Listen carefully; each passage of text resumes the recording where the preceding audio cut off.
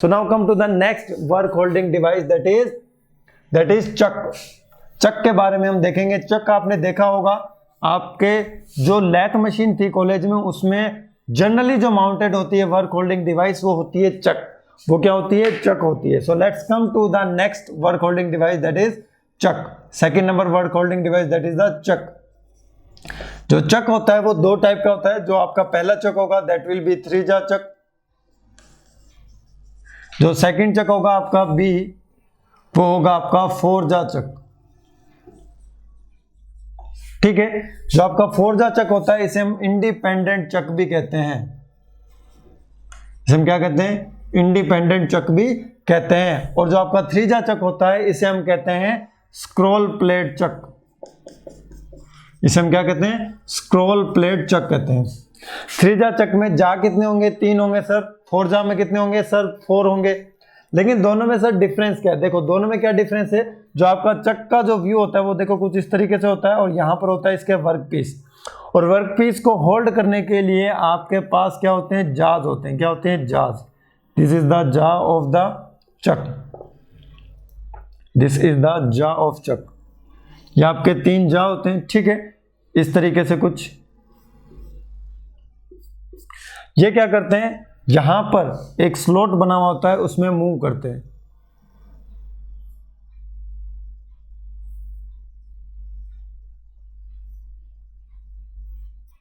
ठीक है, ये जो स्लॉट बना होता है इसमें मूव करते हैं।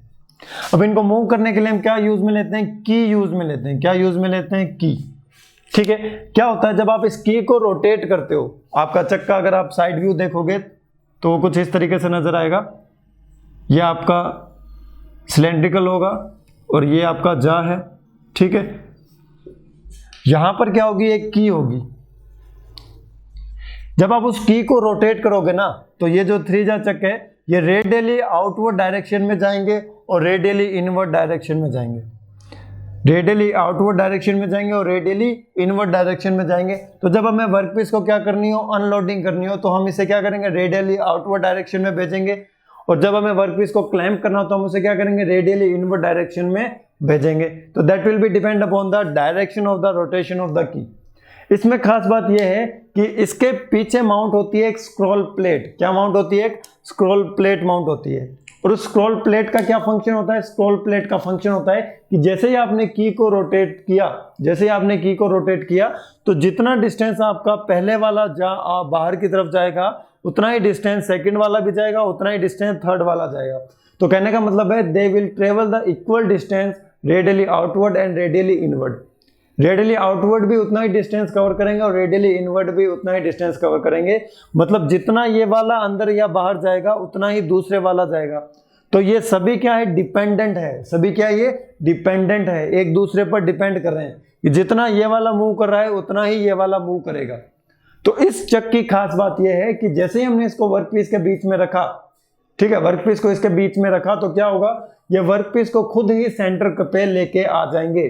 वर्कपीस को ये क्या करेंगे? खुद ही सेंटर पे लेके आ जाएंगे। तो इसमें सेल्फ सेंटरिंग होगी। इसमें क्या हो जाएगी? Self centering. और सेल्फ सेंटरिंग से क्या होगा?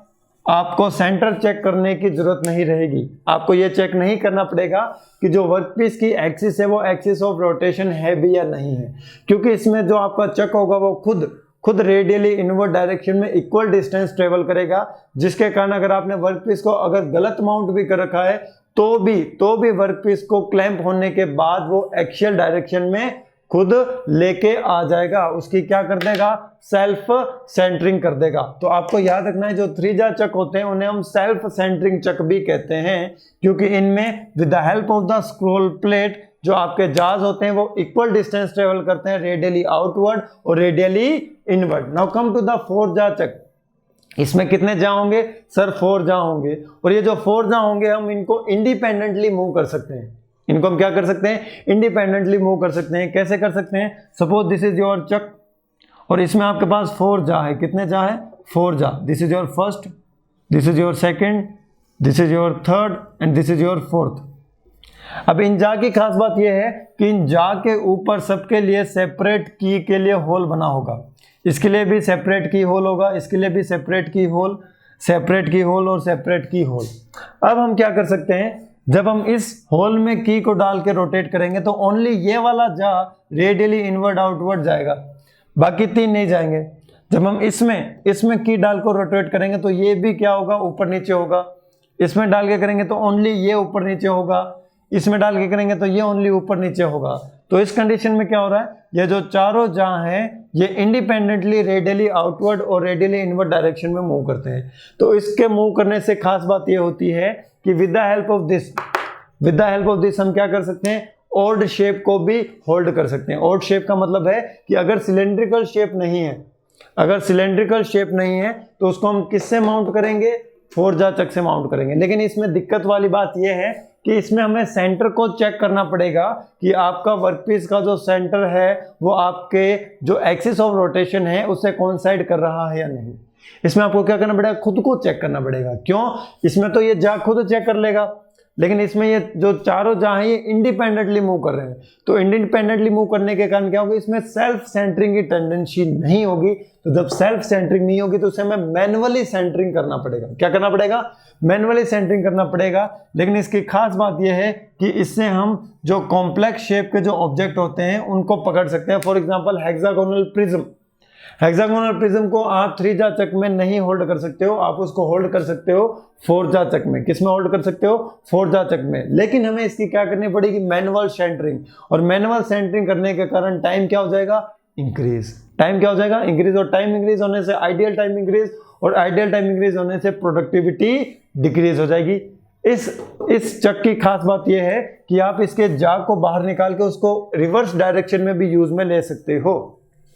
4 जा चक को आप क्या करोगे, उनके जाज को हम रोटेट कर करके रेडियली आउटवर्ड डायरेक्शन में पूरा बाहर निकाल देंगे और फिर हम उसको रिवर्स करके यूज में ले सकते हैं। उसको हम डायग्राम से समझ सकते हैं। देखो कैसे, अगर आपके पास कोई 4 जा चक है, सपोज दिस इज योर चक, और आपके पास जा कुछ इस तरीके से है, ठीक है, जैसा मैंने लेथ मशीन में बनाया था, ठीक है, आपका जा कुछ इस तरीके से, क्लियर है।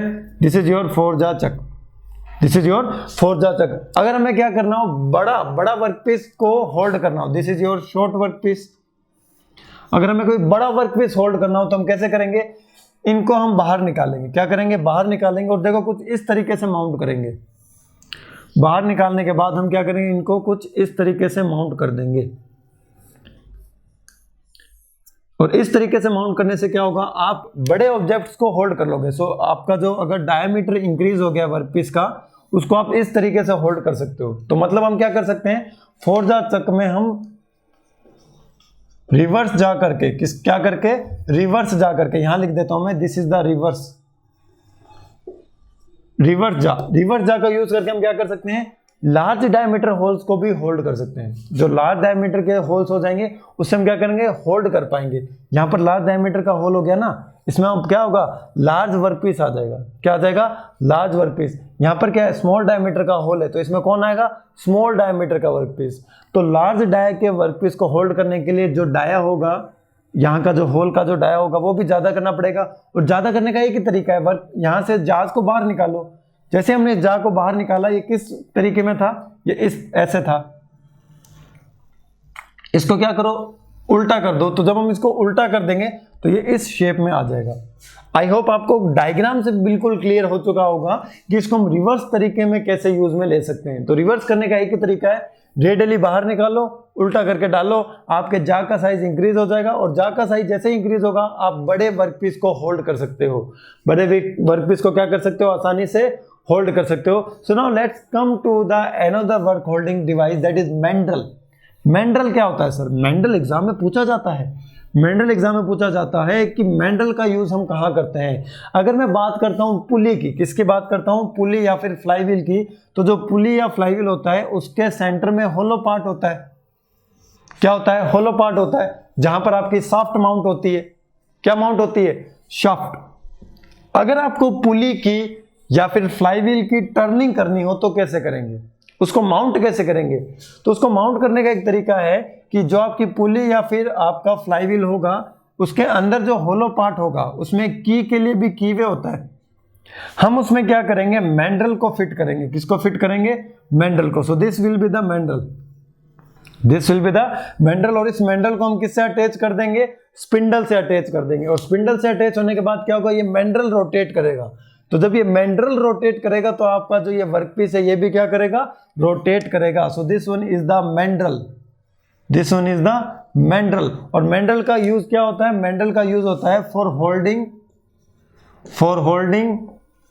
होलो objects, for holding hollow objects. तो मेंडल का यूज होता है for holding hollow objects, for holding hollow objects. ये क्वेश्चन सिर्फ आएगा आपसे कि मेंडल का यूज हम क्या करते हैं, मेंडल का यूज हम इसलिए करते हैं क्योंकि अगर आपका कोई ऑब्जेक्ट होलो है तो होलो ऑब्जेक्ट को हम क्या करेंगे, उसके होलो पार्ट में मेंडल को डालेंगे and with the help of the key हम उसे अटैच कर देंगे, और फिर हम उस मेंडल को क्या करेंगे, स्पिंडल के साथ अटैच कर देंगे। तो जब आपका स्पिंडल रोटेट होगा तो मेंडल रोटेट होगा, और जब आपका मेंडल रोटेट होगा तो आपका जो ये होलो वाला जो वर्कपीस होगा ये मेंडल के साथ कांटेक्ट में है विद द हेल्प ऑफ की, तो ये भी रोटेट होगा। तो जब ये रोटेट होगा तो आप इसकी क्या कर सकते हो, टर्निंग या फिर फेसिंग कर सकते हो। क्या कर सकते हो, टर्निंग या फिर facing. So this is all about the mandrel, this is all about the Mendel. Next type of the work holding device is collet. Next type of the work holding device is collet. Collet क्या होता है, collet क्या होता है, collet का use होता है small objects के लिए। किसके लिए यूज होता है, स्मॉल ऑब्जेक्ट्स के लिए। और ये क्या करता है, बहुत ही जल्दी वर्कपीस को होल्ड कर लेता है। इसमें क्या होता है, सेल्फ सेंटरिंग की क्या होती है, नेचर होती है, इसकी कैरेक्टरिस्टिक्स होती है, ये वर्कपीस को बहुत जल्दी होल्ड कर लेता है। तो अगर आपसे क्वेश्चन में आता है कि for clamping small objects which of the following work holding device is used, that will B collet. तो कॉलेट के बारे में आपको सिर्फ इतना पता होना चाहिए कि एक ऐसी वर्क होल्डिंग डिवाइस है जिससे बहुत ही जल्दी वर्कपीस को हम बहुत मिनिमम टाइम में क्लैंप कर सकते हैं। लेकिन जो आपका वर्कपीस होना चाहिए वो कैसा होना चाहिए, छोटा होना चाहिए। वर्कपीस आपका कैसा होना चाहिए, छोटा होना चाहिए। This is all the work holding devices, this all are the work holding devices. So now let's come to the other devices which can be used on your lathe machine. The first type of is follower rest. First type is follower rest. Rest का मतलब क्या होता है, आराम, chill. Rest का मतलब क्या होता है, चिल। फॉलोवर मतलब क्या होता है, फॉलो करना। फॉलोवर मतलब क्या होता है, फॉलो करना। तो ये जो आपका फॉलोवर रेस्ट होता है ये माउंटेड होता है कंपाउंड रेस्ट पर। किस पर माउंट होता है, कंपाउंड रेस्ट पर माउंट होता है। तो आपको ये याद रखना है कि जो फॉलोवर रेस्ट माउंट होगा ये कहाँ माउंट होगा, कंपाउंड रेस्ट पर माउंट होगा, टूल पोस्ट के साथ माउंट होगा। और इसका काम क्या होगा, इसका काम होगा कटिंग फोर्सेस के कारण जो डिफ्लेक्शन आ रहे हैं, कटिंग फोर्सेस के कारण जो डिफ्लेक्शन आ रहे हैं उनको डिक्रीज करना। कटिंग फोर्सेस के कारण जो डिफ्लेक्शन आ रहे हैं उनको क्या करना, डिक्रीज करना। और ये डिक्रीज कैसे करता है, से फॉर एग्जांपल आपके पास कोई वर्कपीस है, दिस इज योर वर्कपीस, ठीक है, इस डायरेक्शन में, और इस वर्कपीस की आप कर रहे हो टर्निंग। क्या कर रहे हो, टर्निंग। तो टर्निंग करने के लिए आपने एक टर्निंग टूल यूज में लिया होगा, that is a single point cutting tool. So this is your single point cutting tool. आपके टूल की एक्सिस ऐसे है, ठीक है। आपने क्या किया, इसको डिफ्लेक्शन को कम करने के लिए आपने यूज में लिया फॉलोवर रेस्ट। आपने किसको यूज में लिया, फॉलोवर रेस्ट को यूज में लिया। तो फॉलोवर रेस्ट कैसे होगा, यहां पर आपका एक सपोर्टिंग डिवाइस होगा, यहां पर भी आपका एक क्या होगा, सपोर्टिंग डिवाइस होगा। कुछ इस तरीके से देखिए, डायग्राम देखोगे तब आपको समझ आ जाएगा। This is your supporting device. अब ये सपोर्टिंग डिवाइस कैसे माउंट होंगे, देखो इस तरीके से कुछ माउंट होंगे,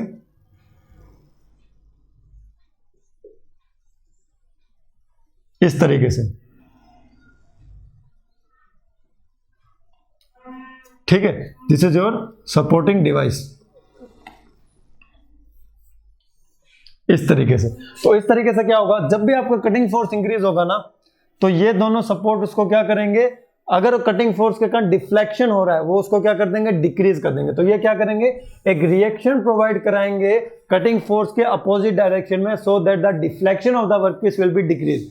अब हम इसे फॉलोवर रेस्ट क्यों कहते हैं, अब हम इसे फॉलोवर रेस्ट क्यों कहते हैं, फॉलोवर रेस्ट इसलिए कहते हैं क्योंकि ये आपका जो कैरियज होगा उसके साथ मूव करेगा, जो आपका कैरियज होगा उसके साथ ये क्या करेगा, मूव करेगा। That's why it is known as a follower rest, that's why it is known as a follower rest. Clear है। तो क्वेश्चन क्या आएगा फॉलोवर रेस्ट से रिगार्डिंग कि कटिंग फोर्सेस के कारण जो डिफ्लेक्शन प्रोड्यूस हो रहा है, उसके कारण जो डिफ्लेक्शन प्रोड्यूस हो रहा है उसको डिक्रीज करने के लिए हम किसका यूज करते हैं सर, फॉलोअर रेस्ट का यूज करते हैं। किसका यूज करते हैं, फॉलोअर रेस्ट का यूज करते हैं।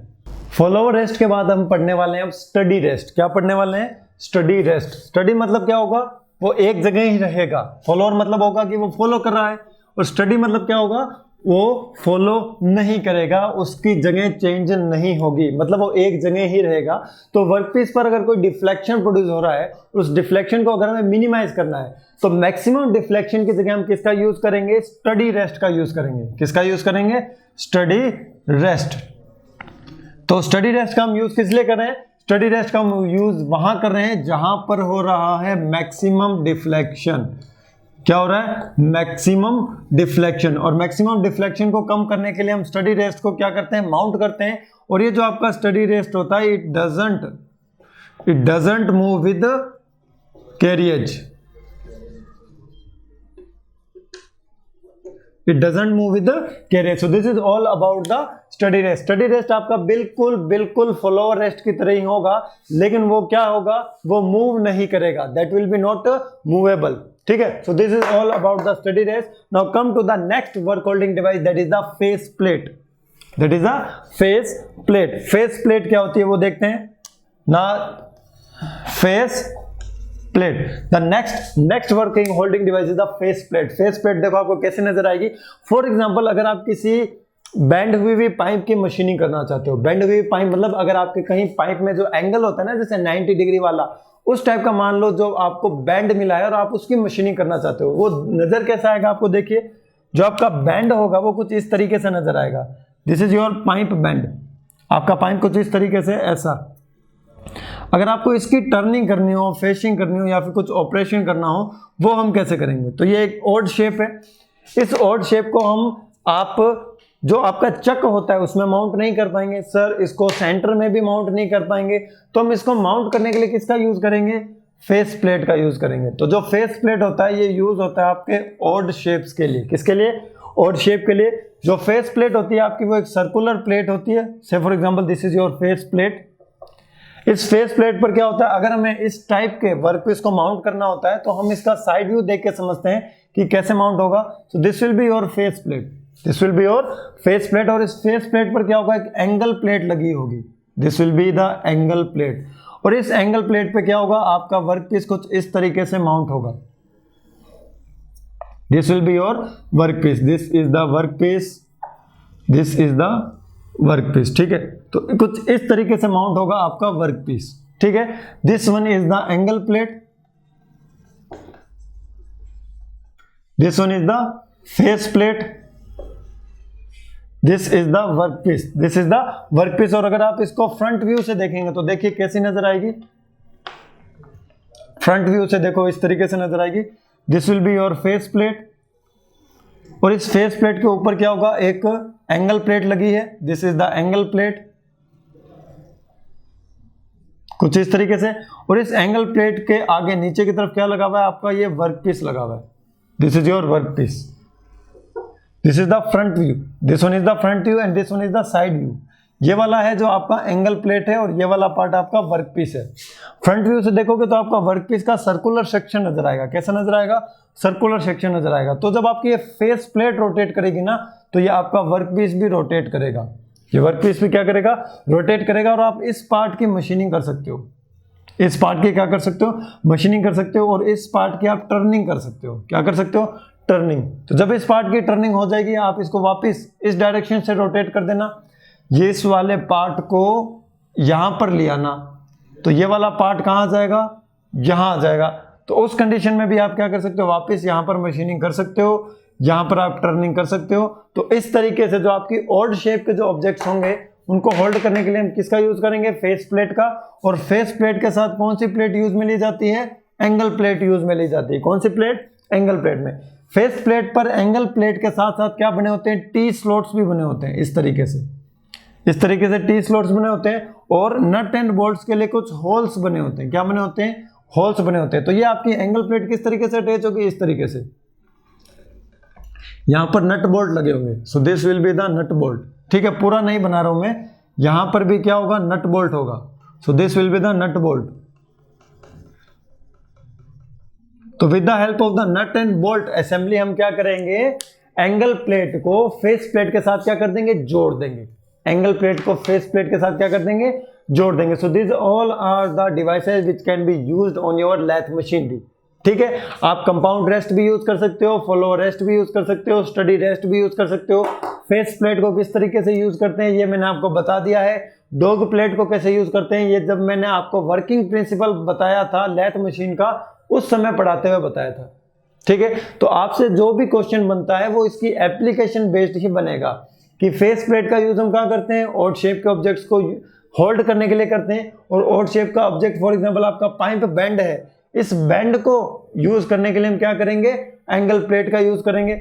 इस बेंड को अगर हमें यूज करना है तो उसके लिए क्या करेंगे, एंगल प्लेट का यूज करेंगे। This is your work piece, this is your work piece, this is your work piece, this is your work piece. तो वर्क पीस अगर आपका बेंड फॉर्म में है तो उसको हम with the help of angle plate and face plate हम क्या कर सकते हैं, होल्ड कर सकते हैं। तो आपको याद रखना है कि फेस प्लेट को यूज कैसे किया जाता है।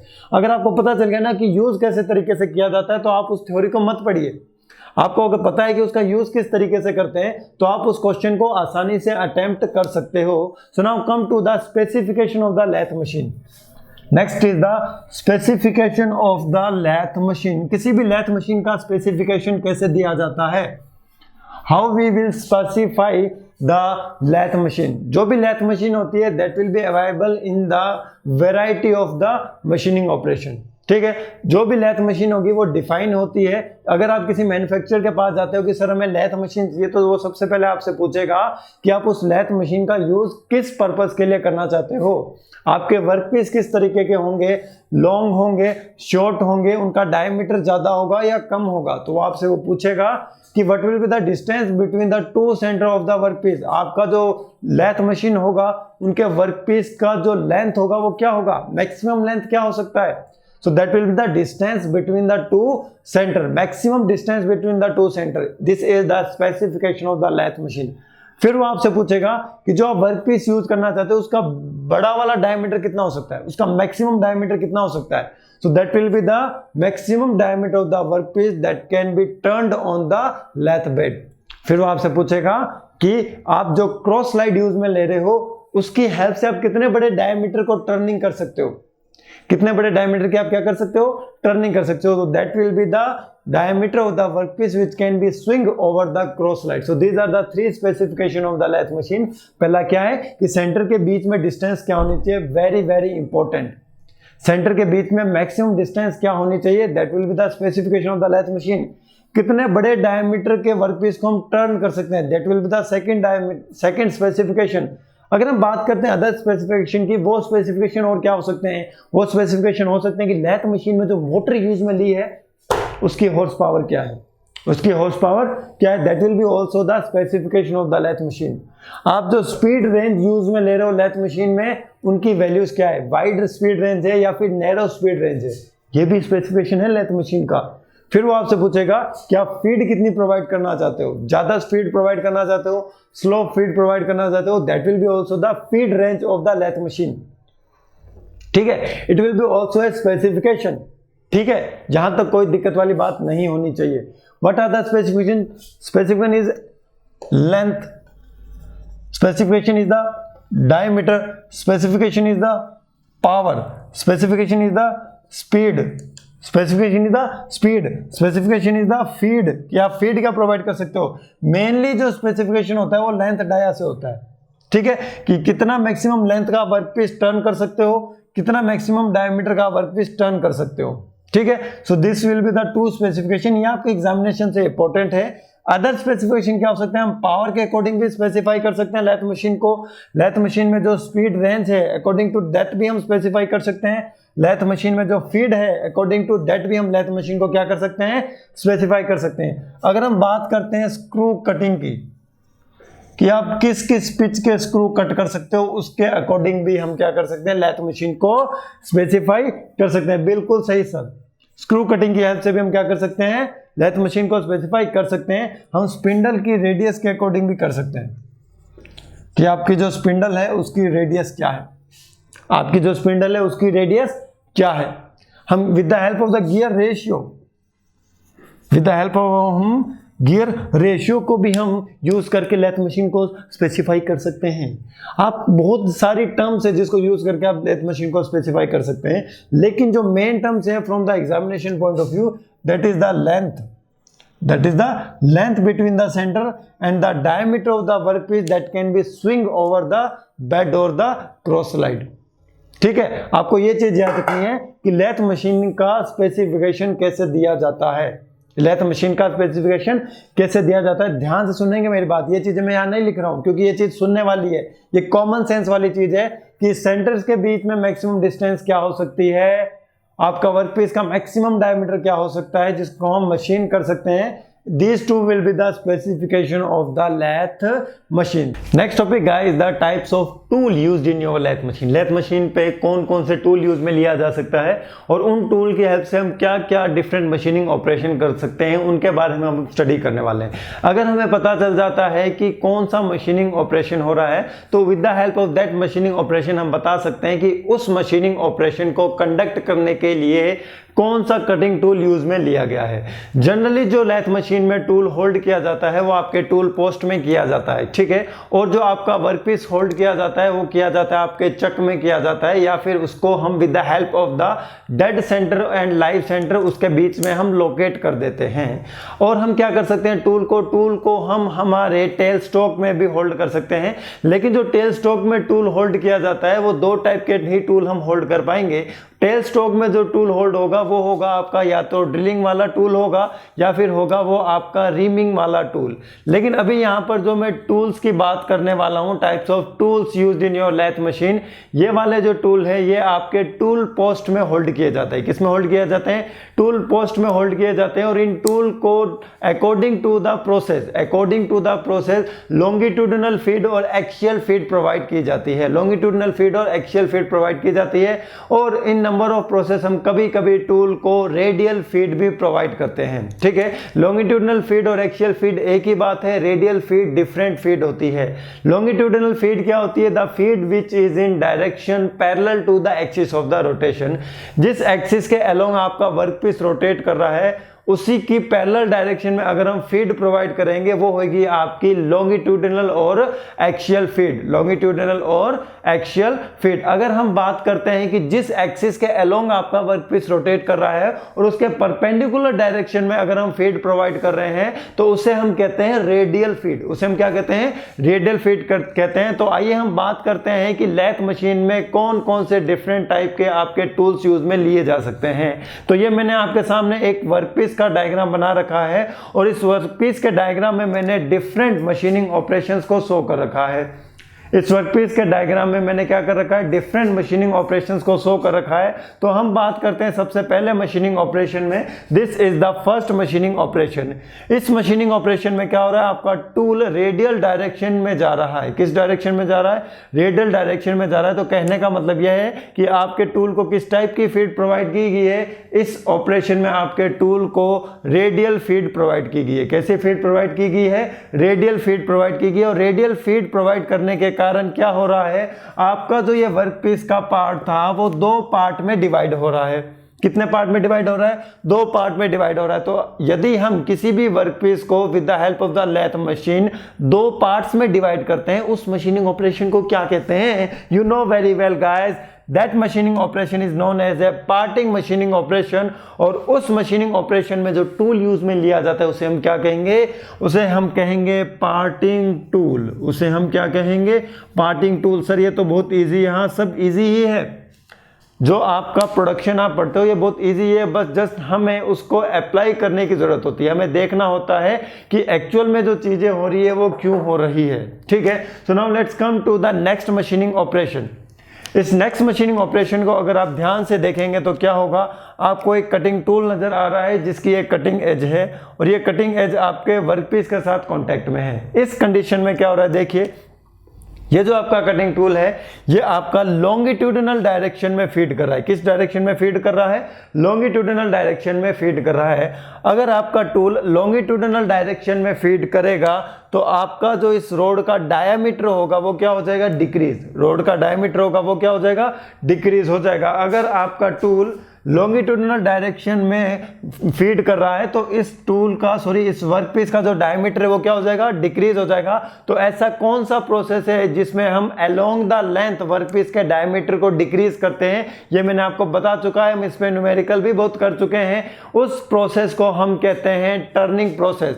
उस प्रोसेस को हम क्या कहते हैं, टर्निंग प्रोसेस कहते हैं। और टर्निंग प्रोसेस में यूज में आने वाले टूल को हम क्या कहते हैं, उसे हम कहते हैं सर टर्निंग टूल। उसे हम क्या कहते हैं, turning tool. So this is the turning tool, this is the turning tool. Turning tool में क्या होता है, टर्निंग ऑपरेशन होता है। And during the turning operation which type of feed will be provided to the tool, that type of feed will be longitudinal feed. और ये जो longitudinal feed है इस वर्कपीस की एक्सिस ऑफ रोटेशन के क्या है, पैरेलल है। बिल्कुल सही सर। लेकिन सर आपने यहां पर भी कुछ बना रखा है, ये दो क्या कर रहे हैं, ये दोनों भी टर्निंग ऑपरेशन ही हैं। ये दोनों भी क्या है, टर्निंग ऑपरेशन है। लेकिन सर दोनों डिफरेंट है। दोनों क्या है, डिफरेंट। और दोनों में डिफरेंस क्या है ये कैसे पता लगाएं, तो ये हम बिल्कुल आसान तरीके से पता लगा सकते हैं। से फॉर एग्जांपल आपका ये वर्कपीस है, ये आपका टूल मुझे बताइए आपके राइट साइड में जाएगा या लेफ्ट साइड में जाएगा। ये जो आपका टूल होगा ये इस पोजीशन से आपके लेफ्ट साइड जाएगा या फिर आपके राइट साइड जाएगा। मुझे बताइए कि ये टूल है जो आपके राइट साइड जा रहा है या लेफ्ट साइड जा रहा है। सर ये टूल तो जा रहा है लेफ्ट साइड। ये टूल कहां जा रहा है, लेफ्ट साइड जा रहा है। तो लेफ्ट साइड जाएगा तो क्या होगा, सर ये राइट साइड से मशीनिंग करते हुए लेफ्ट साइड जा रहा है। सर ये राइट साइड से मशीनिंग करते हुए लेफ्ट साइड जा रहा है। तो कहां से मशीनिंग करते हुए आ रहा है, सर ये राइट साइड से मशीनिंग करते हुए आ रहा है। कहां से आ रहा है, ये राइट साइड से मशीनिंग करते हुए आ रहा है। तो मैं इसको क्या कहूंगा, बोलिए, इसे मैं कहूंगा राइट हैंड टर्निंग टूल। इसे मैं क्या कहूंगा, राइट हैंड टर्निंग टूल। बहुत इजी है sir, right hand turning tool. तो हमें कैसे पता चलेगा कि सर कौन सा हैंड टर्निंग टूल है, तो आप देखिएगा कि किस साइड मशीन्ड सरफेस है, किस तरफ मशीन्ड सरफेस है। तो इस टूल के राइट साइड मशीन्ड सरफेस है। So that's why this tool is known as a right hand turning tool. This tool is known as a right hand turning tool. अब दूसरे का आप नाम मुझे खुद बताइए। दूसरे का नाम आपको बताना है कि दूसरे वाले टूल के किस साइड में आपके मशीन्ड सरफेस है। दूसरे वाले टूल के लेफ्ट साइड में मशीन्ड सरफेस है।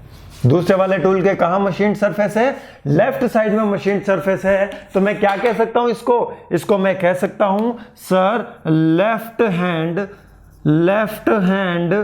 Turning tool. Sir this is the left hand turning tool. Very good, very good, this is the left hand turning tool. Now let's come to this. ये तो आपको खुद को ही पता होगा कि इस टूल का नाम क्या होगा। ये कौन सा मशीनिंग ऑपरेशन है, विच type of this is machining operation. ये कौन सा मशीनिंग ऑपरेशन है, सर ये तो बहुत आसान है। This is A threading machining operation. This is A threading machining operation जिसमें हम एक्सटर्नल थ्रेड प्रोड्यूस कर रहे हैं। और एक्सटर्नल थ्रेड जो हम प्रोड्यूस कर रहे हैं वो किसकी हेल्प से प्रोड्यूस कर रहे हैं, sir single point cutting tool की हेल्प से प्रोड्यूस कर रहे हैं। और इस टूल को हम कहते हैं सर फॉर्म टूल। इस टूल को हम क्या कहते हैं सर, फॉर्म टूल कहते हैं। बिल्कुल सही, ये फॉर्म टूल ही है। लेकिन अकॉर्डिंग टू द प्रोसेस इस टूल का नाम क्या होगा, इस प्रोसेस का नाम होगा आपका थ्रेडिंग और इस टूल का नाम होगा आपके थ्रेड कटिंग टूल। इस प्रोसेस का नाम होगा थ्रेडिंग और इस टूल का नाम क्या होगा, thread cutting tool. Thread cutting tool. Next वाला सर कुछ कंफ्यूजिंग सा नजर आ रहा है, इसका नाम हमें समझ नहीं आ रहा, क्या दे, इसका नाम समझ ही नहीं आ रहा यार, ये क्या मशीनिंग ऑपरेशन है, इसका नाम हमें समझ नहीं आ रहा। बिल्कुल समझ आएगा, अभी मैं आपको हिंट देता हूं। ये यहां पर एक कर्वेचर है, यहां पर क्या एक कर्वेचर है और कर्वेचर प्रोवाइड करने के लिए रेडियस देनी पड़ती है। कुछ क्या देनी पड़ती है, रेडियस देनी पड़ती है। उस रेडियस की वैल्यू नॉन जीरो होती है। अगर आपका शार्प कॉर्नर है तो रेडियस की वैल्यू जीरो है, अगर आपका कुछ ना कुछ कर्वेचर है तो रेडियस की वैल्यू नॉन जीरो है। तो हम यहाँ पर एक रेडियस प्रोवाइड कर रहे हैं। क्या प्रोवाइड कर रहे हैं, रेडियस प्रोवाइड कर रहे हैं। तो इस टूल का नाम बताइए, बताइए सर बताइए, इस टूल का नाम क्या होगा, बताइए मुझे बताइए। ये हम क्या कर रहे हैं, यहाँ पर हम रेडियस प्रोवाइड करके कटिंग कर रहे हैं। बताइए सर क्या होगा इस टूल का नाम? इसका टूल का नाम रेडियस से ही होगा और इस टूल का नाम होगा रेडियस टर्निंग टूल। इस टूल का नाम क्या होगा? Radius turning tool. इस टूल का नाम होगा रेडियस टर्निंग टूल।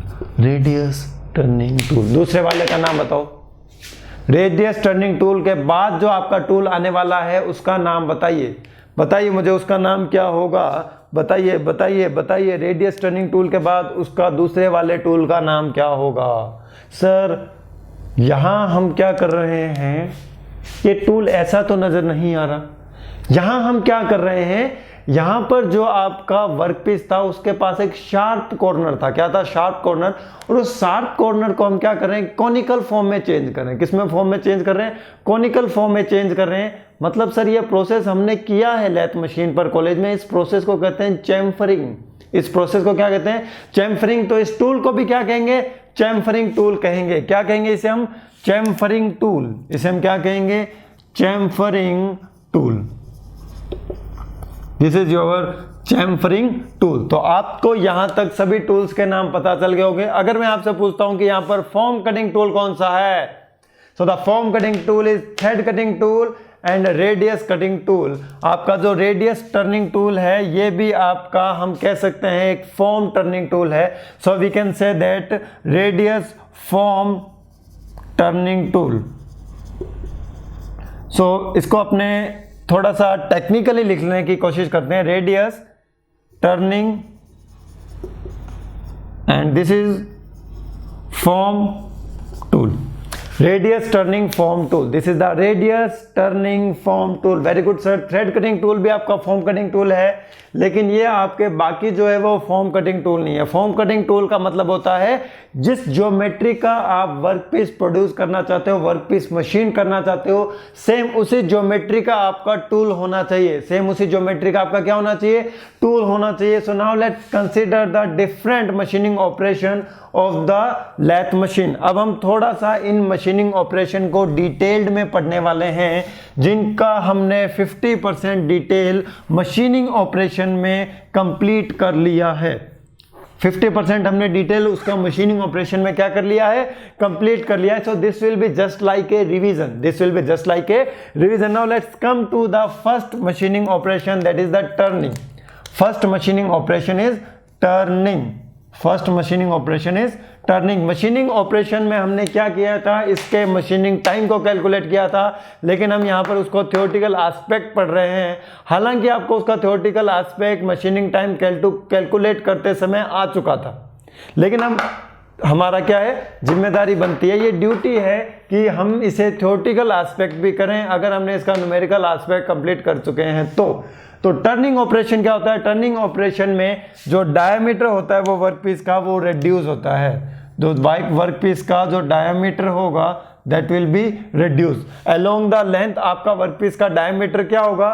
से रिड्यूस होगा। और ये किस तरीके से होता है? Say for example if you are having this workpiece and you are doing turning with the help of a single point cutting tool or turning tool, तो आपके टूल को जो हम फीड प्रोवाइड करेंगे, इस फीड को हम क्या कहते हैं सर? इस फीड को हम कहते हैं एक्सियल फीड कहते हैं। कभी कभी हम इसे लॉन्गिट्यूडनल फीड भी कहते हैं। And this axial feed is parallel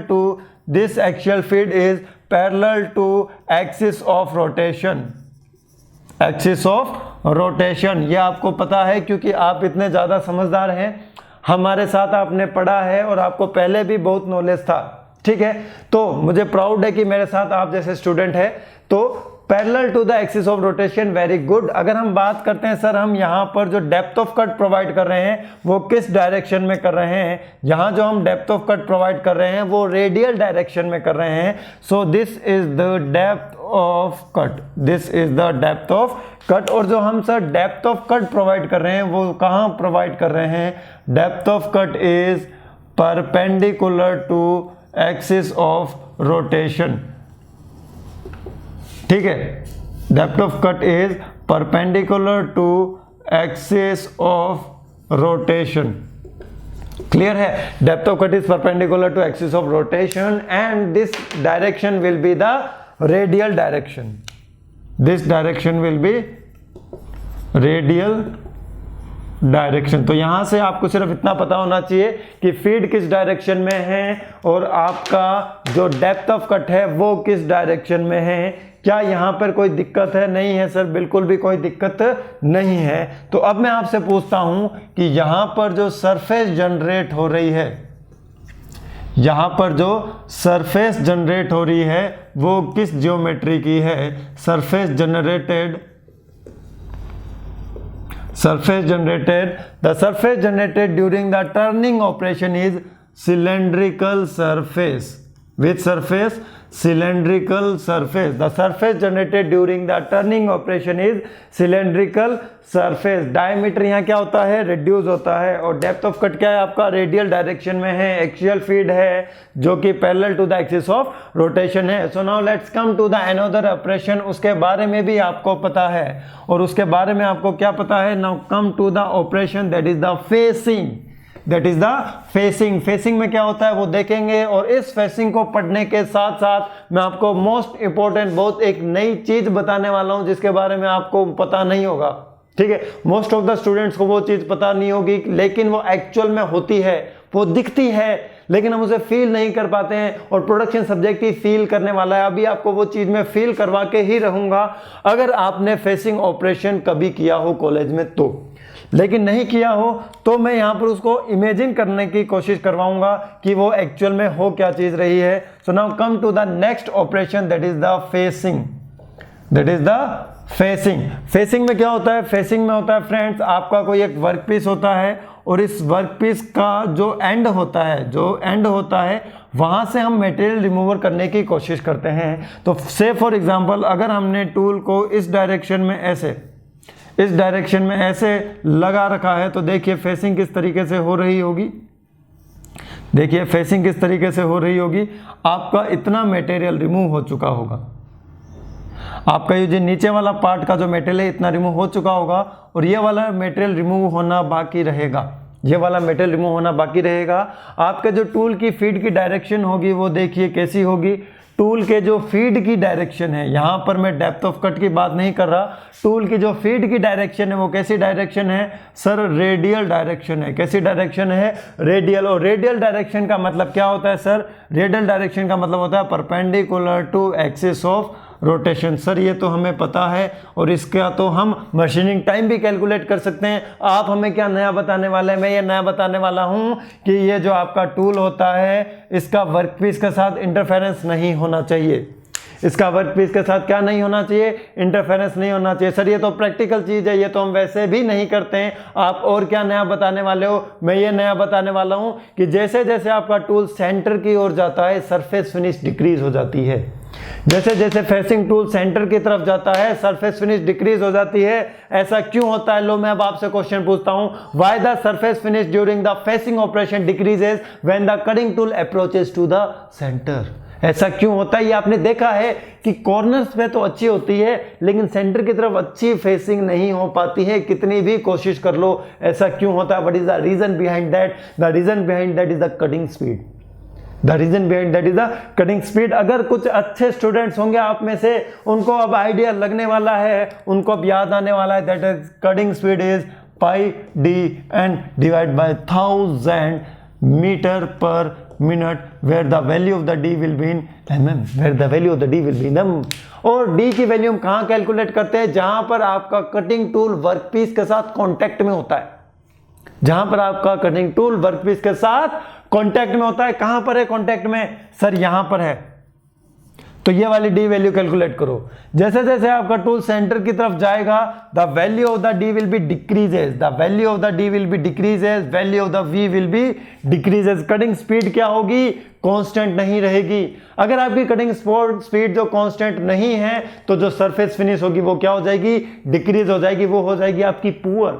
वो क्या हो जाएगी? आपकी पुअर सरफेस फिनिश हो जाएगी। That's why in the facing operation क्या होता है? फेसिंग ऑपरेशन में जब आपका टूल सेंटर की तरफ जाने की कोशिश करता है, फीलिंग आ रही है ना, आपने देखा होगा इमेज बनने लगी होगी सर, उसमें कुछ प्रोफाइल्स बनने लगती है सेंटर के पास, सरफेस फिनिश अच्छी नहीं होती है, अनइवननेस आ जाती है। ध्यान से देखना, जैसे जैसे टूल आपका सेंटर की तरफ जाएगा सरफेस फिनिश डिक्रीज होती जाएगी और सरफेस फिनिश आपकी पुअर होती जाएगी। That's why. और रीजन क्या है उसका? रीजन है कटिंग स्पीड। रीजन है cutting speed because the surface finish depend upon the cutting speed also. Surface finish of the object produced during the machining depends upon the cutting speed also. This is the reason in the facing. This is the reason in the facing. So कैसा लगा ये reason, कैसा लगा ये नया point? Now we are coming to the next point. We are coming to the next point. That next point is the knurling. और वो जब नेक्स्ट पॉइंट अब हम पढ़ने वाले हैं वो है नर्लिंग। नर्लिंग आपने नाम सुना है, and knurling is also very important from the examination point of view. Question फंस सकता है, क्वेश्चन आपका फंस सकता है नर्लिंग से, ध्यान देखिएगा। अब जो मैं पढ़ाने वाला हूं that is the knurling operation, that is a knurling operation. और नर्लिंग ऑपरेशन में क्या होता है, देखिए जो आपका थर्ड टाइप का जो ऑपरेशन है वो है knurling operation. The third operation is knurling operation, this one is the R, knurling operation, knurling operation. सो नर्लिंग ऑपरेशन में क्या होता है, नर्लिंग ऑपरेशन में देखिए क्या हो रहा है। Knurling operation, knurling operation, knurling operation का जब तक मैं डायग्राम बना रहा हूं तो आप मुझे बताइएगा क्या नर्लिंग ऑपरेशन में चिप रिमूवल होता है या नहीं होता है। नर्लिंग ऑपरेशन में चिप रिमूवल होता भी है या नहीं, बताइए। नर्लिंग ऑपरेशन में चिप रिमूवल होता है या नहीं होता है, बताइए। सोचिए, ध्यान से सोचिए, सोचने का बहुत समय है। नर्लिंग ऑपरेशन में चिप रिमूवल होता है या नहीं होता है। सर चिप रिमूवल, आज तक हमने नर्लिंग ऑपरेशन किया ही नहीं तो हम आपको कैसे बता दें कि चिप रिमूवल होता है या नहीं होता है। तो आज आप बता देंगे चिप रिमूवल होता है या नहीं होता है। सर कैसे बता देंगे, मैं बता रहा हूं ना, नर्लिंग ऑपरेशन में डिफॉर्मेशन होता है। नर्लिंग ऑपरेशन में क्या होता है सर, डिफॉर्मेशन होता है। क्या होता है, डिफॉर्मेशन। और ये डिफॉर्मेशन कैसे होता है, जब हम कुछ फोर्स अप्लाई करेंगे, जब हम क्या करेंगे, कुछ फोर्स अप्लाई करेंगे, और वो जो हम फोर्स अप्लाई करेंगे that will be in the radial direction. जो हम फोर्स अप्लाई करने वाले हैं यहाँ पर that will be in the radial direction. और रेडियल डायरेक्शन में फोर्स अप्लाई करने से क्या होगा, रेडियल डायरेक्शन में फोर्स अप्लाई करने से होगा कि आपका जो नर्लिंग टूल होगा, आपका जो नर्लिंग टूल होगा उसका जो प्रोजेक्शंस होगा, उसका जो प्रोजेक्शन होगा आपके वर्कपीस पर इम्प्रिंट हो जाएगा, वर्कपीस पर छप जाएगा। और जो ये आपके नर्लिंग टूल का जो प्रोजेक्शन होता है ये कुछ इस तरीके का होता है कि आपके वर्कपीस पर एक ग्रिप बन जाती है। क्या बन जाती है, ग्रिप बन जाती है। और ग्रिप बनने से क्या होता है, फ्रिक्शन फोर्स इंक्रीज हो जाता है, ग्रिपिंग फोर्स इंक्रीज हो जाता है। किसी चीज को अगर हम उठा रहे हैं, अगर आपने देखा हो जिम वगैरह गए हो तो जिम में जो डंबल्स वगैरह होते हैं, ठीक है, उन पर नर्लिंग की होती है। क्या की होती है, नर्लिंग। नर्लिंग करने से क्या होगा, ग्रिपिंग फोर्स इंक्रीज हो जाएगा। क्या इंक्रीज हो जाएगा, gripping force. We are talking about the gripping force.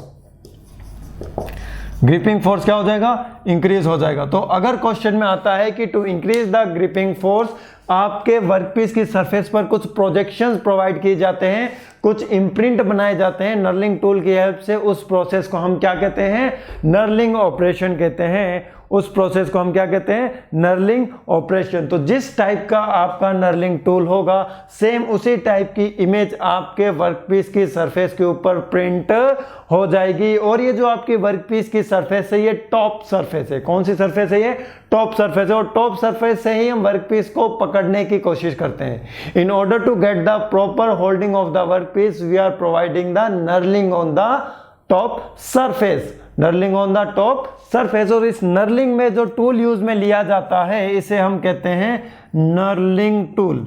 सुनने में तो ये चीजें बहुत आसान लग रही है कि सर ये इतना धीरे धीरे धीमे धीमे क्यों पढ़ा रहे हैं। हालांकि मैं इसको इसलिए धीमे पढ़ा रहा हूं बिल्कुल जीरो लेवल से।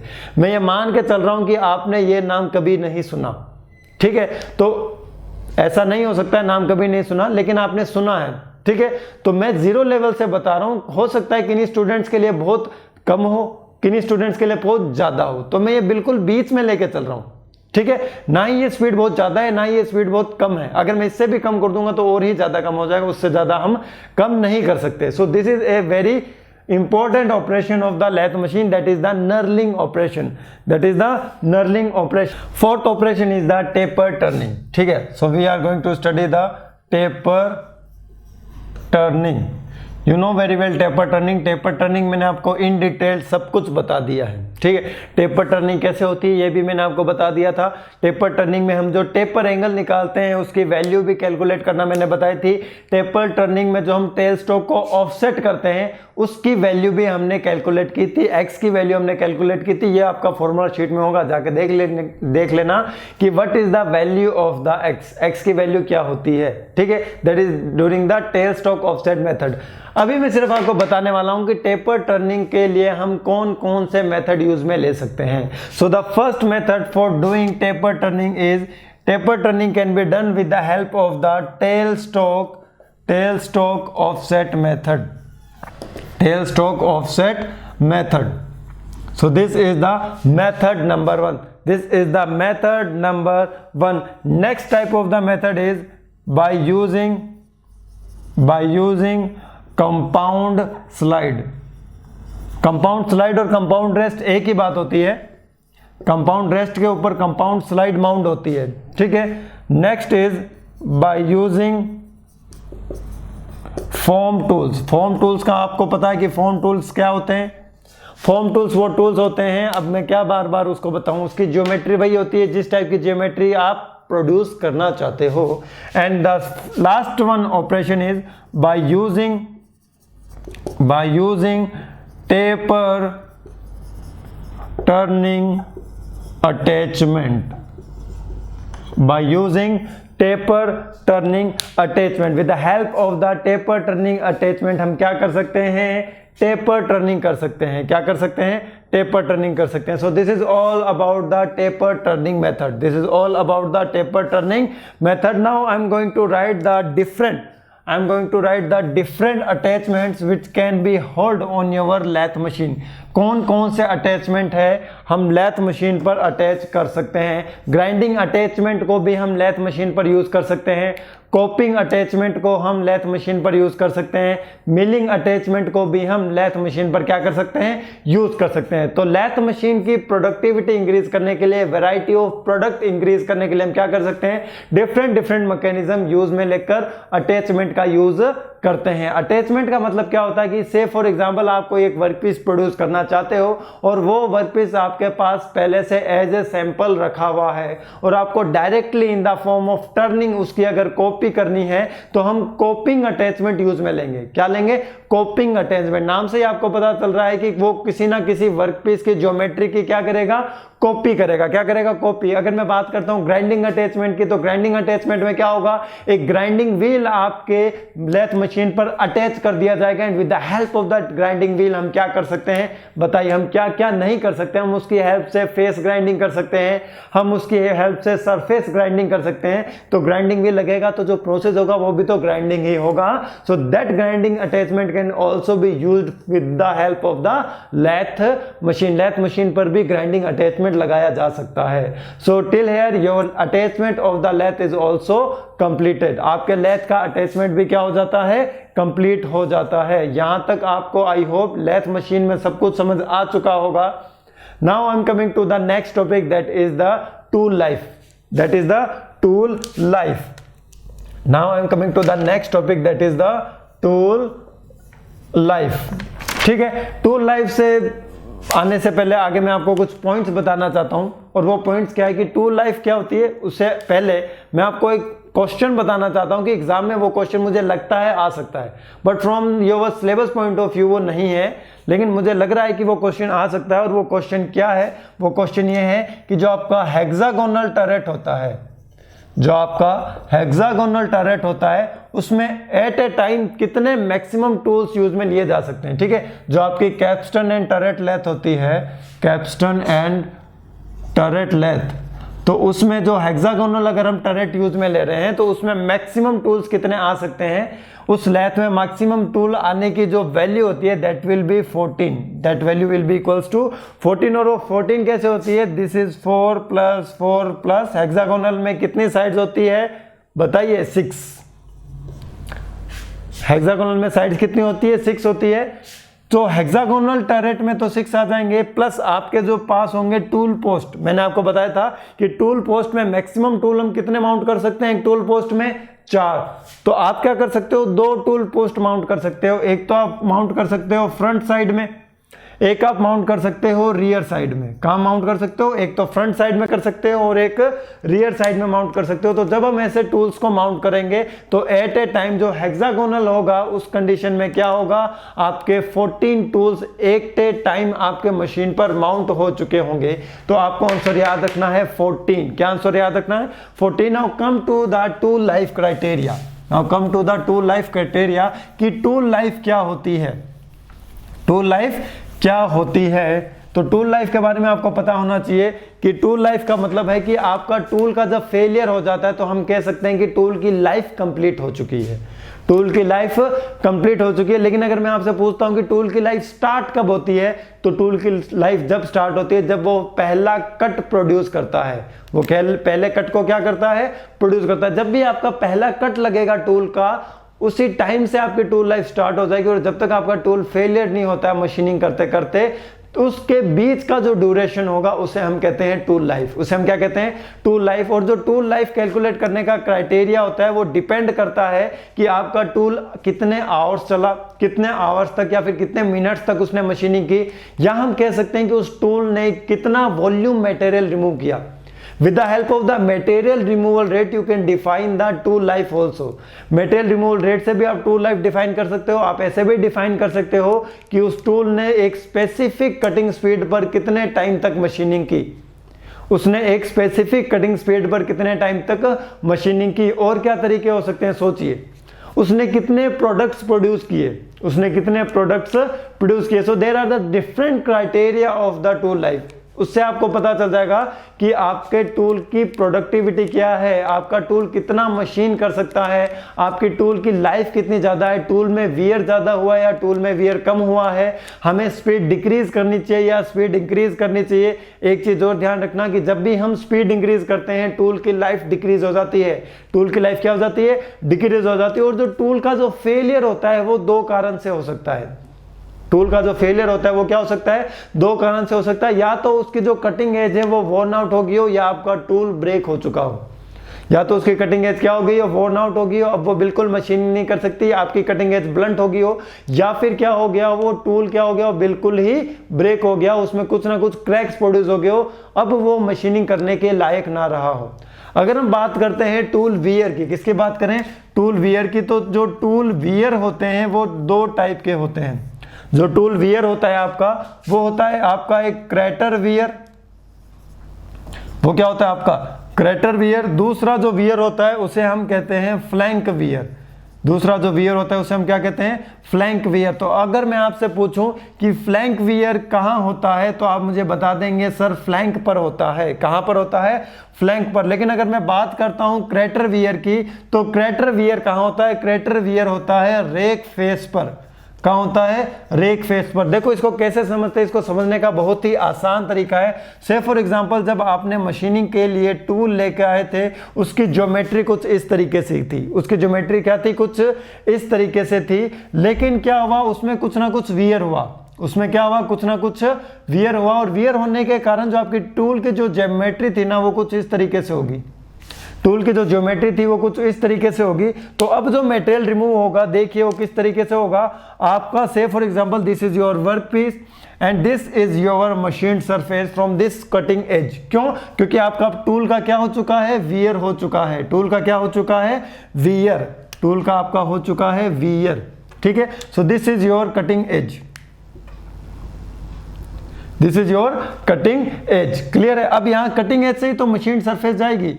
अब मशीन सरफेस जाएगी तो यहां से ही आपका शेयर प्लेन होगा, और जब यहां से शेयर प्लेन होगा तो जो आपकी चिप्स जाएगी वो कुछ इस तरीके से जाएगी, ठीक है। आपकी चिप्स जाएगी वो कुछ इस तरीके से जाने वाली है। क्लियर है। अब देखिए अब वियर कहाँ कहाँ हो रहा है आपको देखते ही समझ आ जाएगा। बिल्कुल समझ आ गया सर, या आज तक हमें समझ नहीं आया था कि एक्चुअली में ऐसा भी होता है कि हाँ बिल्कुल ऐसा होता है। टूल के जो रेक सरफेस पे जो वियर होता है उसे हम बोलते हैं क्रेटर वियर। क्या बोलते हैं उसे हम?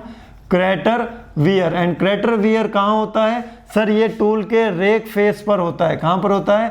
रेक फेस पर होता है। अगर हम बात करते हैं जो फ्लैंक वियर होता है वो कहाँ होता है? जो फ्लैंक वियर होता है सर वो फ्लैंक पर होता है। फ्लैंक मतलब क्या होता है? Relief surface. जो फ्लैंक वियर होता है वो बिल्कुल यहाँ होता है। ये जो मैंने रेड कलर का बता रखा है this is the flank wear, this is the flank wear. और ये फ्लैंक वियर क्यों हो रहा है? जब आपका चिप इसके ऊपर से जाएगा तो आपको पता है ड्यू टू फ्रिक्शन क्या होगा, यहाँ पर हीट प्रोड्यूस होगी, और हीट प्रोड्यूस होने के कारण टेम्परेचर इंक्रीज होगा, और टेम्परेचर इंक्रीज होने के कारण क्या होगा? आपके टूल का वियर होना स्टार्ट हो जाएगा। नीचे क्या होगा? नीचे भी आपका इसी तरीके का मैकेनिज्म रहेगा, यहां पर भी आपके फ्लैंक फेस का वियर होना स्टार्ट हो जाएगा। So these are the two types of the wear which come in your single point cutting tool. तो आपको ये याद रखना है कि क्रेटर वियर कहां होता है और फ्लैंक वियर कहां होता है। ये दोनों चीजें आपको पता होनी चाहिए। ये दोनों आपको क्या पता होनी चाहिए? चीजें पता होनी चाहिए। अगर मैं बात करता हूं क्रेटर वियर की, अगर मैं किसकी बात करता हूं? क्रेटर वियर की, तो क्रेटर वियर में देखिए आपको क्या क्या याद रखना है। क्रेटर वियर में आपको याद क्या रखना है? क्रेटर वियर कहां होता है? क्रेटर वियर होता है आपका रेक फेस पर। क्रेटर वियर कहां होता है? आपका रेक फेस पर होता है। क्रेटर वियर होने से क्या हो जाता है? आपके कटिंग फोर्सेस इंक्रीज हो जाते हैं। कटिंग फोर्सेस क्या हो जाते हैं? इंक्रीज।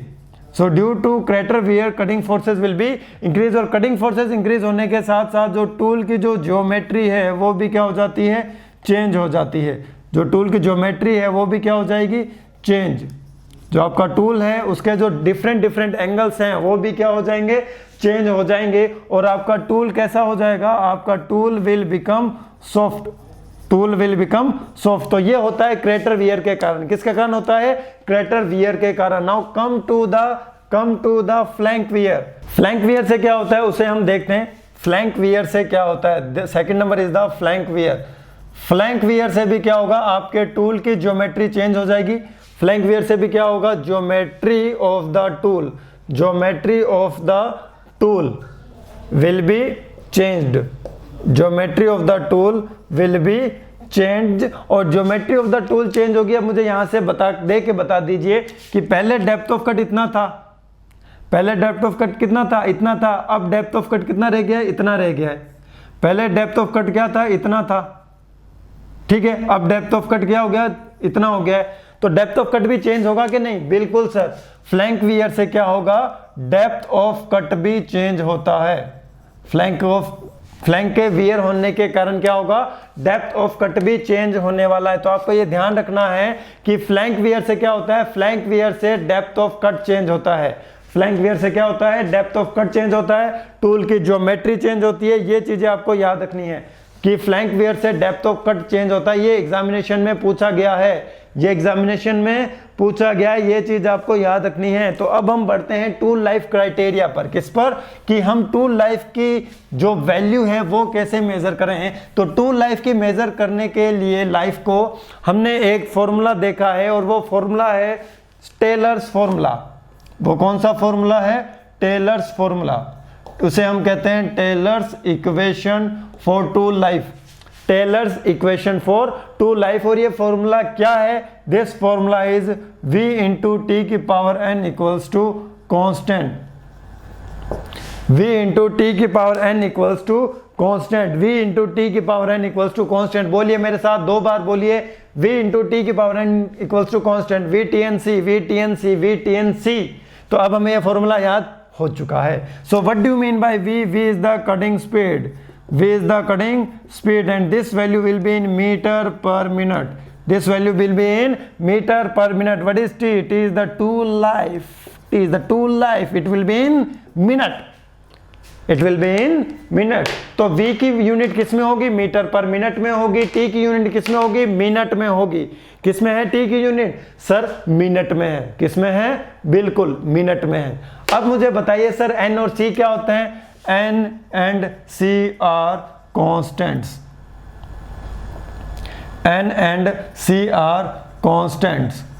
इनकी वैल्यू क्या होती है? या तो क्वेश्चन में दी होती है या हमें याद रखनी पड़ती है? सर हम किस किस की याद रखेंगे, इतने सारे टूल मटेरियल होते हैं, बिल्कुल नहीं, सबकी याद रखनी नहीं है। जो एग्जामिनेशन में आता है उसके लिए हमें एल की वैल्यू को याद रखना है, और एग्जामिनेशन में जो जो मटेरियल पूछे जाते हैं उनकी एन की वैल्यू क्या होगी। देखिए अगर हम बात करते हैं HSS की, अगर हम बात करते हैं आपके सिरेमिक्स की, अगर हम बात करते हैं आपके कार्बाइड्स की, तो इन टूल्स के लिए जो एन की वैल्यू होती है वो हमें याद रखनी है। किसके लिए याद रखनी है? एक तो हमें याद रखनी है HSS के लिए, और किसके लिए याद रखनी है? एक हमें याद रखनी है कार्बाइड्स के लिए, और हमें किसके लिए याद रखनी है? सिरेमिक के लिए। क्या सर कोई और भी टूल होता है? और क्या टूल याद रखोगे? और टूल आप बताइए। चलो 4 वैल्यू मैं बता देता हूं, हालांकि एग्जामिनेशन पॉइंट ऑफ व्यू से वो 4th वैल्यू आती नहीं है, दैट इज HSS। एक होता है आपका कास्ट एलॉयज, ब्लैक लिख देता हूं ताकि आप उस पर ज्यादा फोकस ना करें। एक होता है कास्ट एलॉयज, फिर होता है आपका कार्बाइड्स, और फिर होता है आपका सिरेमिक्स।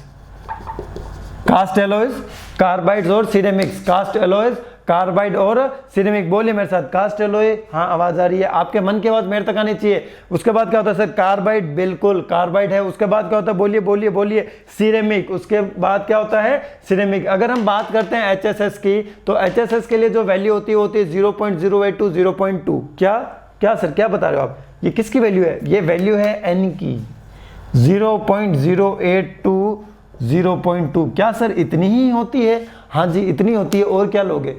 इतनी ही होती है, और क्या लोगे? सर इसकी वैल्यू बताओ कास्ट एलॉय की। कास्ट एलॉय की तो याद ही नहीं रखी, फिर क्यों बता रहे हो? कास्ट एलॉय की तो वैल्यू याद ही नहीं रखनी है सर, फिर क्यों बता रहे हो? अरे ऐसे ही बता रहा हूँ, याद कर लेना अगर होती है तो। 0.12 0.15। सर कार्बाइड की यार इनसे ज्यादा होगी। कितनी ज्यादा होगी सर? ये होगी 0.2 to 0.4 होगी। सिरेमिक्स क्या होती है सर? ये होगी 0.5 to 0.7। सबसे ज्यादा किसकी है? सिरेमिक की है। सबसे ज्यादा किसकी है? सिरेमिक की। और जिसकी सबसे ज्यादा वैल्यू उसकी सबसे ज्यादा लाइफ। क्या ऐसा पॉसिबल है? नहीं, ऐसा हम नहीं कह सकते। ऐसा हम नहीं कह सकते हैं कि जिसकी सबसे ज्यादा वैल्यू उसकी सबसे ज्यादा life. Tool life other factors पे भी डिपेंड करती है। टूल लाइफ किस किस पर डिपेंड करती है? टूल लाइफ डिपेंड करती है आपकी कटिंग स्पीड पर, टूल लाइफ डिपेंड करती है फीड पर, और टूल लाइफ डिपेंड करती है डेप्थ ऑफ कट पर। सर इन तीनों पर टूल लाइफ डिपेंड करती है? हाँ बिल्कुल करती है, पूछो क्या दिक्कत है? हाँ सर आप कह रहे हो तब तो मानना ही पड़ेगा। हाँ मानना क्यों पड़ेगा, यही पूछा जाता है एग्जाम में। सबसे ज्यादा किस पर डिपेंड करती है? सबसे ज्यादा डिपेंड करती है सर कटिंग स्पीड पर। जो टूल की लाइफ होती है वो सबसे ज्यादा किस पर डिपेंड करती है? कटिंग स्पीड पर। सर सबसे कम किस पर डिपेंड करती है? डेप्थ ऑफ कट पर। सबसे कम किस पर डिपेंड करती है? डेप्थ ऑफ कट पर। तो सर सबसे बीच में किससे डिपेंड करती है? अब जो बच गया, तो मतलब अगर मैं डिक्रीजिंग क्राइटेरिया बनाऊं तो पहले कौन आएगा? Cutting speed, feed, depth of cut. अगर मैं टूल लाइफ पर डिपेंडेंसी का इंक्रीजिंग क्राइटेरिया बनाऊं तो पहले कौन आएगा? डेप्थ ऑफ कट, फीड और कटिंग स्पीड। ध्यान से सुन लो मेरी बात, कंफ्यूज हो जाओगे। पहले आएगा स्पीड, फिर आएगा फीड, फिर आएगा depth of cut. Speed, feed, depth of cut, speed, feed, depth of cut. SFD, BMD सुना है कुछ? SFD, BMD, SFD, shear force diagram, bending moment. उसी ट्रिक से याद रख लो कि सबसे ज्यादा डिपेंड करेगा स्पीड पर, फिर फीड पर, फिर डेप्थ ऑफ कट पर। SFD अगर लोअर में पूछा है तो हम उसका उल्टा करेंगे। उल्टा याद मत रखना, सीधा ही याद रखना। उल्टा याद रखोगे तो वहां उल्टा टिक कराओगे। तो सबसे ज्यादा डिपेंड किस पे करती है? कटिंग स्पीड पर, फिर फीड पर, फिर डेप्थ ऑफ कट पर। यह क्वेश्चन एग्जामिनेशन में आ चुका है और इस बार आने के 95% चांसेस हैं। इस बार आने के 95% चांसेस है। और भी क्वेश्चन आ सकते हैं, लेकिन ये भी क्वेश्चन आ सकता है। Most important question from the examination point of view. तो आपको ये वैल्यूज भी याद रखनी है, सबसे ज्यादा HSS की, फिर कास्ट एलॉयज की। कास्ट एलॉयज की अगर याद ना करो तो भी कोई दिक्कत वाली बात नहीं है, आपको इन तीनों की याद रखनी है, क्योंकि कास्ट एलॉय से बनने वाले टूल अब क्या हो गए हैं? ऑब्सोलेट हो गए हैं, अब उनका यूज नहीं किया जाता है। अगर मैं बात करता हूं सर इनके डायग्राम की, इनका जो V वर्सेस T कर्व बनेगा वो कैसा बनेगा? अगर मैं बात करता हूं V वर्सेस T कर्व की, अगर मैं बात करता हूं log V versus log t। अब यहां पर बनेंगे 3 कर्व कुछ इस तरीके से। अब मैं नंबरिंग कर देता हूं, this is A, this is B और दिस इज सी। बताओ इनमें से ए बी सी कौन सा होगा? This is 1, this is 2, this is 3। तो 1 2 3। एक तो आसान ही है, बता ही दोगे कि सर 2 वाला कौन सा होगा? 2 वाला कार्बाइड होगा। ठीक है, 2 वाला क्या होगा? कार्बाइड होगा। सर 2 वाला कार्बाइड होगा। चलो ये तो आपको आता ही था, 2 वाला कौन होगा? कार्बाइड होगा। 1 और 3 बताइए, 1 और 3 बताइए कि 1 और 3 में क्या सीन है। ठीक है, बताइए जल्दी बताइए, इसका आंसर बताइए मुझे, इसका आंसर बताइए। ठीक है, जल्दी जल्दी जल्दी। सर ये वाला पता चल गया, HSS, ये वाला पता चल गया, ceramics. This is HSS, this is ceramics. नीचे वाला सबसे HSS और उसके ऊपर कार्बाइड और फिर सिरेमिक। अगर मैं इस कर्व की शेप चेंज कर दूं तो क्या आप आंसर दे पाओगे? अगर मैं इस कर्व की शेप चेंज कर देता हूं, यहां कुछ नहीं लिखता। आप बहुत ज्यादा समझदार हो यार, मैकेनिकल इंजीनियर्स हो, proud to be an mechanical engineer. बहुत फीलिंग आती है मैकेनिकल इंजीनियरिंग में। ठीक है, अगर मैं ये 3 कर्व बना देता हूं ऐसा,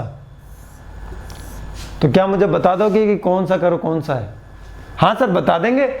सबसे नीचे वाला ए ही रहेगा, फिर बी ही रहेगा, फिर सी ही रहेगा, HSS, कार्बाइड, सिरेमिक्स। कैसा भी कर्व आ जाए, कैसा भी कर्व आ जाए, सबसे ऊपर हमेशा कौन आएगा? सिरेमिक। सबसे ऊपर हमेशा कौन आएगा? सिरेमिक। ये लो, काम खत्म। आपका एक क्वेश्चन पक्का, आपका एक क्वेश्चन क्या हो गया? पक्का हो चुका है। तो यहां तक आपका 2 लाइफ क्राइटेरिया भी क्या होता है? कंप्लीट होता है। 2 लाइफ क्राइटेरिया भी क्या होता है? कंप्लीट। अगर मैं बात करता हूं इस पर आने वाले न्यूमेरिकल क्वेश्चंस की, तो न्यूमेरिकल क्वेश्चंस कैसे आ सकते हैं? सिर्फ एक क्वेश्चन कराऊंगा, उससे आपको पूरा का पूरा समझ आ जाएगा।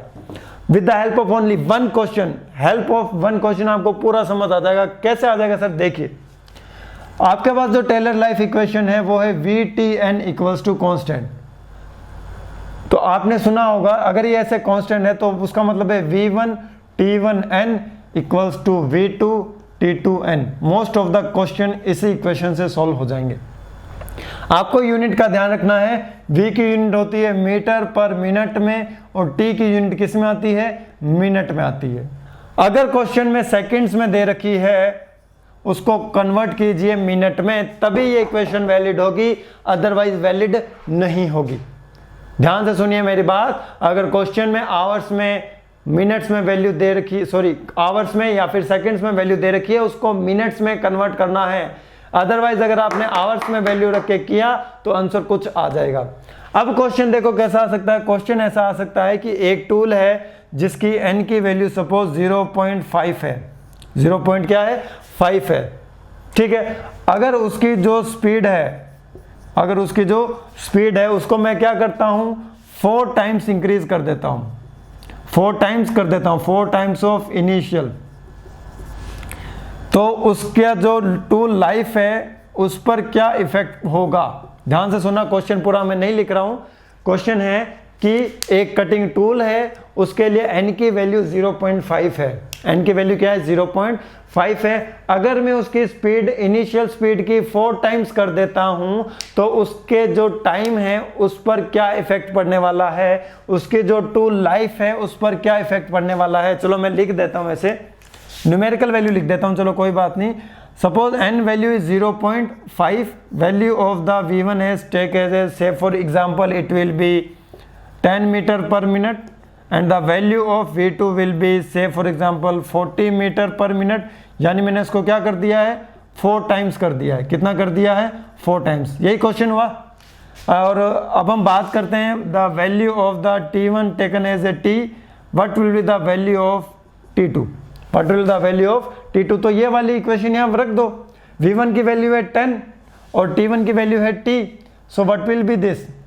V1 की वैल्यू क्या रखेंगे? 10 और T1 की वैल्यू क्या रखेंगे?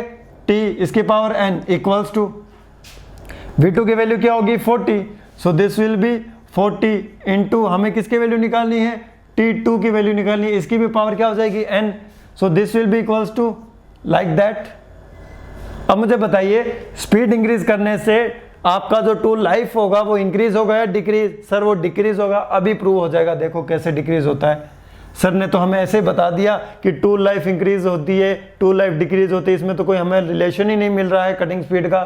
कटिंग स्पीड इंक्रीज करोगे तो टूल लाइफ डिक्रीज होगी। अभी देख लेना, अभी हमने कटिंग स्पीड इंक्रीज की है, टूल लाइफ कैसे डिक्रीज होगी? बहुत आसान है, T2 डिवाइड बाय T की पावर n इक्वल्स टू 1/4। अगर मैं बात करता हूं n की, तो n की वैल्यू कितनी है? 0.5 यानी 1/2, यानी 1/2। Then the value of the T2 divide by T will be equals to 1/2 equals to 1/4। T2 divide by T equals to 1/4 raise to power 2। T2 equals to T divide by 16। तो क्या हुआ? 1/16 हो गई। क्या हो गई? 1/16। अगर हम स्पीड को 4 टाइम्स इंक्रीज कर देते हैं तो आपकी टूल लाइफ 1/16 हो जाती है। इतनी कम, यस, इतना ज्यादा इफेक्ट होता है कटिंग स्पीड का। इसलिए तो मैंने सबसे ज्यादा कटिंग स्पीड का लिखा था hence proved.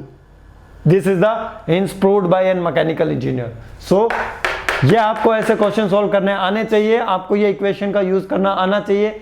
The value of the n should be learn for the 3 types of the cutting tool.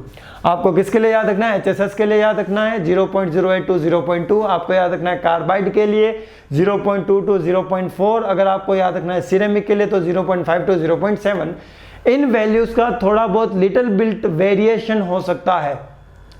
कहने का मतलब है थोड़ी कम ज्यादा हो सकती है। 0.5 टू 0.7 है तो 0.6 टू 0.7 पूछा जा सकता है, 0.6 टू 0.7 पूछा जा सकता है। अगर 0.2 तक है तो 0.25 तक आ सकता है, 2 तक आ सकता है। तो ऐसा नहीं है बिल्कुल एग्जैक्ट वैल्यू यही आपको एग्जाम में मिलने वाली है। ये तो कॉमन सेंस है यार, इतना तो कॉमन सेंस रखना ही चाहिए कि इन वैल्यूज में लिटिल बिट क्या आ सकता है? वेरिएशन आ सकता है। तो यहां तक आपका टूल लाइफ कंप्लीट होता है। मिलता है नेक्स्ट क्लास में। Bye bye, take care.